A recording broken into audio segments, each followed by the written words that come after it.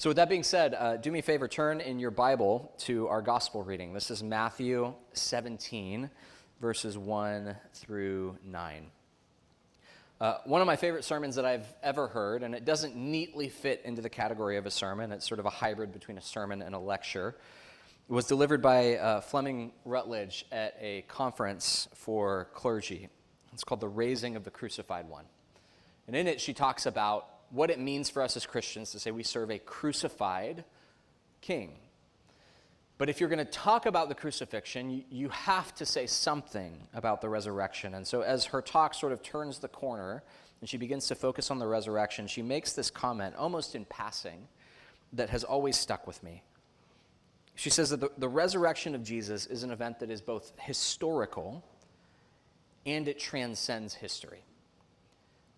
It is historical in the sense that it happened in time and space. It really took place, but it's also a moment where eternity breaks into time.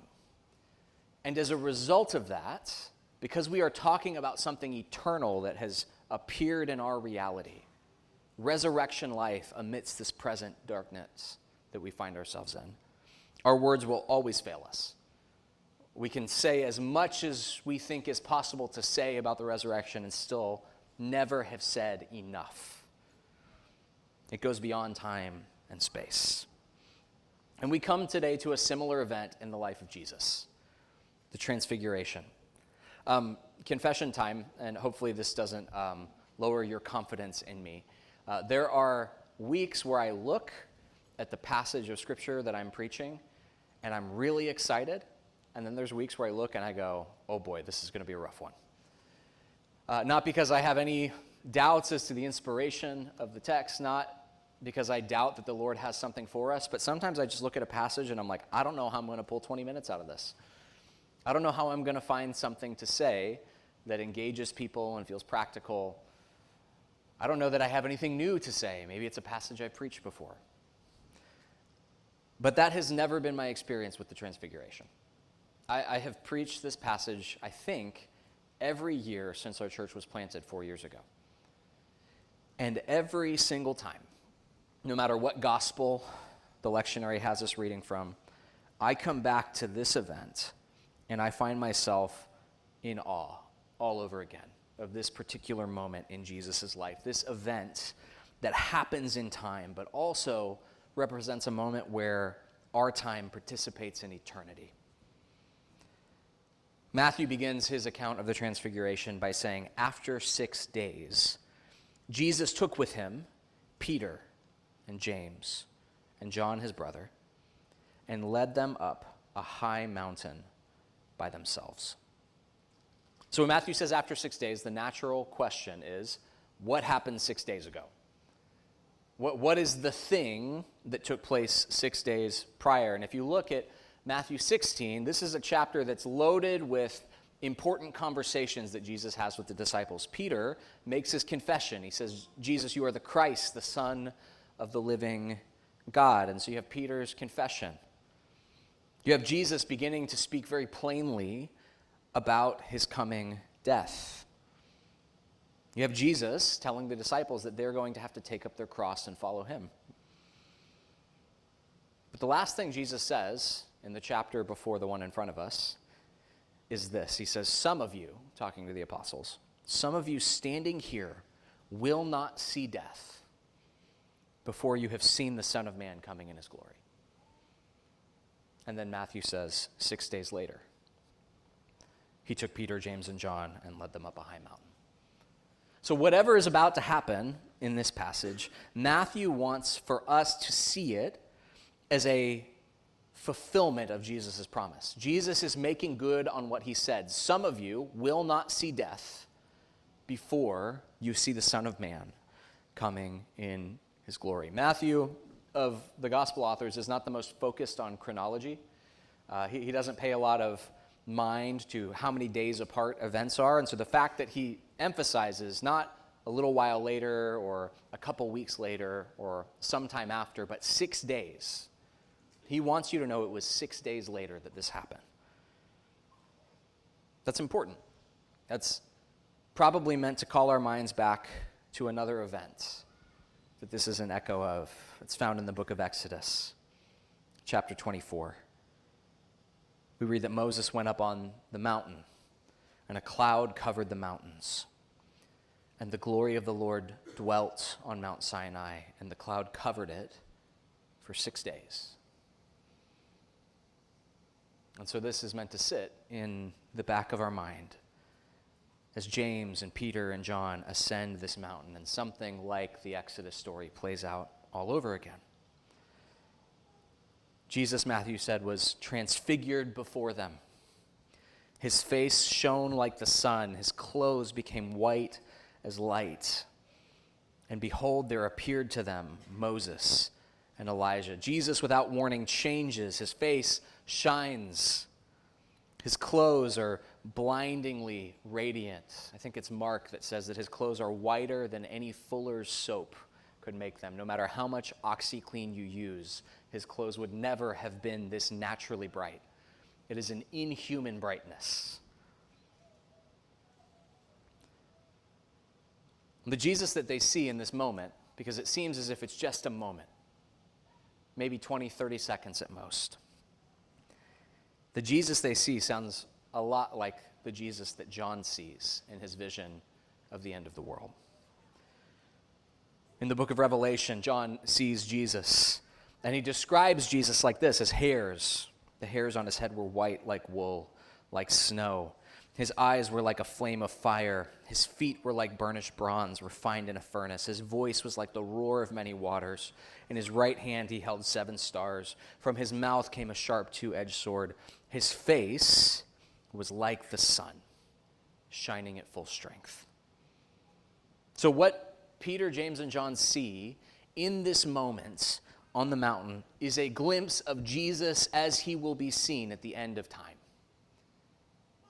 They see Jesus quite literally as he will be seen coming on the clouds with glory. They see this brief glimpse of the end of all things. Jesus as he will be experienced in the new creation. John alone, among the apostles, will follow Jesus all the way to the cross. Peter and James won't be there. And they'll take their leave at different points on Jesus' night of betrayal. But John will stand at the foot of the cross with the female disciples. And I wonder if this moment, the transfiguration, I wonder if this played in his mind as he looked at Jesus on the cross. As he sees Jesus suspended between 2 criminals with a crown of thorns disfiguring his face, I wonder if he thought of Jesus on the Mount of Transfiguration with Moses and Elijah on either side and his face shining like the sun. Because these 2 events are meant to be set beside one another. These are the 2 mountains that represent the whole person of Christ. Jesus' glory, Jesus' person is revealed to us in the glory on the mountain and in the disfiguration at the cross. You cannot have a whole picture of Jesus without the transfiguration and the crucifixion. They're mirror opposites, but they give us the whole Jesus. There are 2 people on either side of him. Behold, there appeared to them Moses and Elijah. The question that kind of naturally occurs is, why these 2? Why isn't it Adam and Eve? Why isn't it Solomon and David? Why isn't it Naomi and Ruth? Why is it these 2 Old Testament figures on either side of Jesus? You may have caught this, but if you haven't, I'm going to cue you in on one of the subtle things we do in our church to help us keep track of the liturgical seasons. Where you get your coffee, we always have an icon, which is sort of a traditional Christian form of artwork. Depicts biblical events or people or moments in salvation history. And we change that icon depending on the season. So you've got something nice to look at when you get your coffee. So for most of Epiphany, that icon has been the baptism of Jesus. Today, it's changed to the Transfiguration. And in most icons of the Transfiguration, Jesus is depicted as standing on a mountain peak And then Moses and Elijah stand on either side of him on their own mountaintops. They're separate peaks that they're standing on. And this is sort of a subtle way in Christian art of reminding us that Moses and Elijah both had their own mountaintop encounter with the Lord prior to the Transfiguration. We read about it just a few minutes ago. Moses meets with God on Mount Sinai after the Exodus, after the people of Israel have been set free from bondage. And he has to hide in this cleft of a rock, in this cave, as the presence of God passes by, because to bear the full weight of the presence of God would kill him.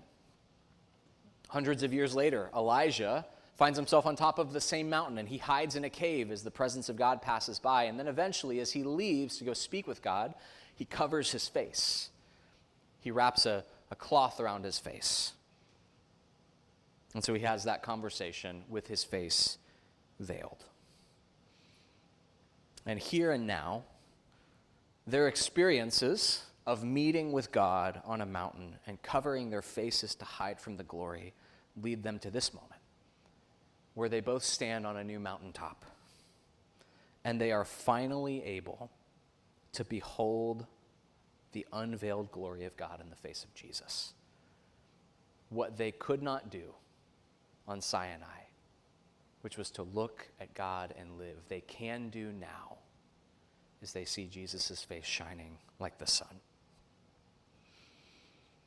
And Peter does what Peter always does, which is speak too soon. Peter said to Jesus, "Lord, it is good that we are here.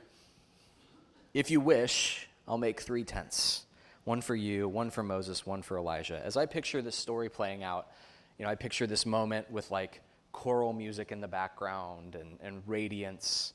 And then all of a sudden Peter goes, "Hey, it's really good that we're here." And he ruins the moment.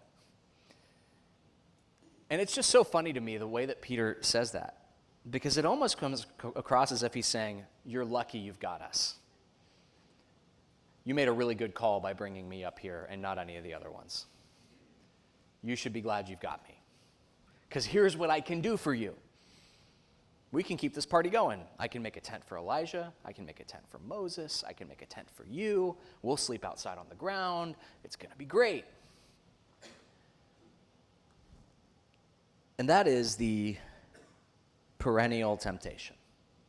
When God is doing something in our midst,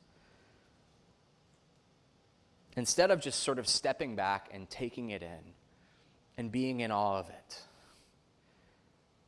our almost immediate impulse is, what do I have to contribute to this moment? It's time to get to work. You're lucky you've got me here. I've got something to contribute.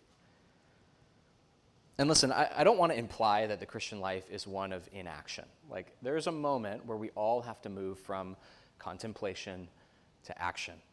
Obviously, we need help with volunteers. But sometimes we are too quick to move from just being in awe of the presence of God to feeling like we have to do something to contribute to what God is already doing. Peter doesn't get very far before something happens that cuts him off. Matthew actually says, while he's talking, a cloud descends and a voice speaks. It's as if the Father is like, I'm going to interrupt you before you say something else more silly. This presence of God in this unbearable brightness arrives and says, "This is my beloved Son, with whom I am well pleased. Listen to him." When the disciples heard this, they fell on their faces and they were terrified. And this passage should sound familiar to you if you've been here, especially since the first Sunday of Epiphany. Because this is exactly what the Father said at Jesus' baptism. "This is my beloved Son, with whom I am well pleased." If you didn't know, today is the last Sunday of Epiphany. And so the Sundays of Epiphany begin and they end in the same way, with the voice of the Father calling our attention to Jesus. My son, Rowan, has recently discovered the old BBC Chronicles of Narnia from the 80s, which is great for me because I grew up watching those VHS tapes. And so it's been fun to sort of revisit these old Chronicles of Narnia episodes on YouTube. But I will say this, they have aged pretty poorly. Even the good guys kind of look like bad guys because the papier-mâché costumes are not very well done.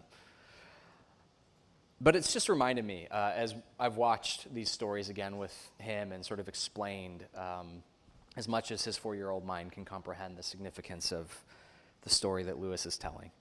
It's reminded me how much I love C.S. Lewis. Not just Narnia, but all of it. Everything that Lewis has written. And I've read most, maybe not all of it, but most of it. It's profound. And I was thinking this week of a sermon he preached in the Oxford Chapel called The Weight of Glory on Corinthians. And in it, he's inviting his congregation to think about the actual hope of the Christian gospel. And he says it's kind of this inescapable thing when you read the New Testament, that the hope of Christians is the hope of glory.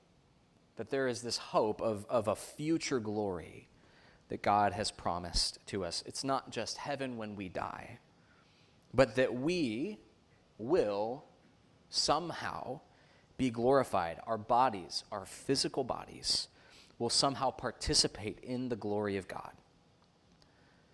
And we will be transformed into something more glorious than we are right now. And so as he's kind of thinking about what that means, in a very British way, he says, the people around you that really annoy you, you would probably think of differently if you realized that they have a future glory. He puts it like this. This is one of the most famous quotes. He invites us to remember that the dullest and most uninteresting person you can talk to one day may be a creature that if you saw it now, you would be tempted to worship. That this hope of glory should inform how we live here and now. Epiphany begins and ends with the same word being spoken about Jesus. But it also begins and ends the same way all of our Christian lives will.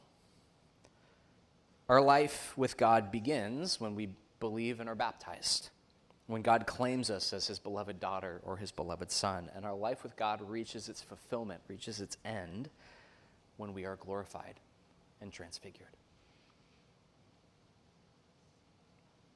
This path that Jesus walks on Epiphany is our own path. Let me just say, if you find yourself today frustrated by the brokenness of your body, I was just telling our acolytes in my office, I've had a headache for 24 hours straight. I don't even know how that's possible, to have a headache in your sleep.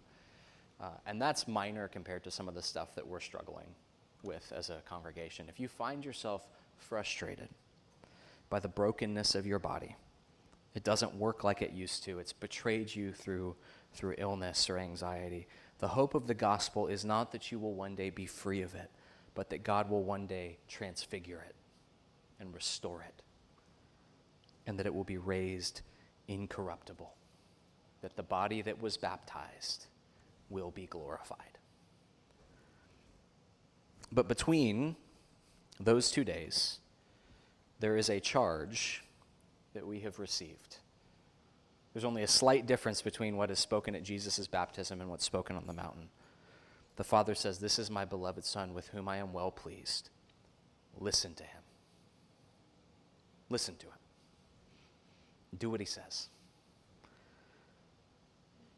So for now, as we await glory, we are invited to behold the glory of God in the face of Jesus Christ and to listen to him.